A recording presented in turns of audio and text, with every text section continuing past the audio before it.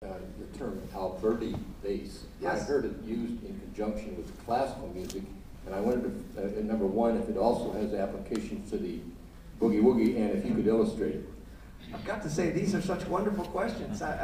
You're covering the ground that I had intended to cover. Alberti bass, of course, for those who don't know, was a stylized way of arpeggiating or breaking up a chord in the time of Mozart and Haydn. Boogie Woogie and blues music is also a stylized way of breaking up a chord. So it is essentially an American Alberti bass. And what I can do to illustrate, maybe some of you know this, let me see if I can do this. Some of you might know this Mozart piece.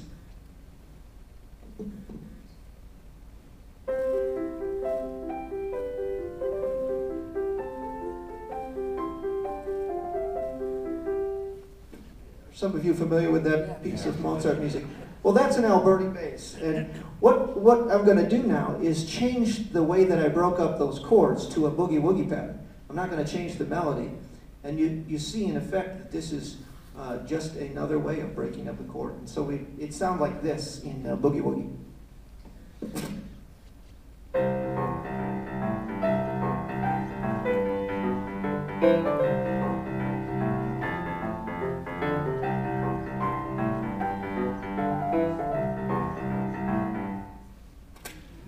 Theoretically, I'm doing the same thing. In other words, I'm breaking up a C chord, a G chord, and an F chord. But how I break it up creates a different genre of music. And that is a lot of what is involved in the theory and the science of how to make up different styles of music. Meaning that typically the left hand will play the accompaniment.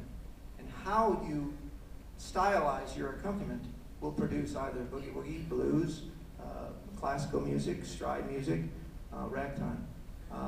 So that's an excellent question, and I hope that illustrated the point for folks.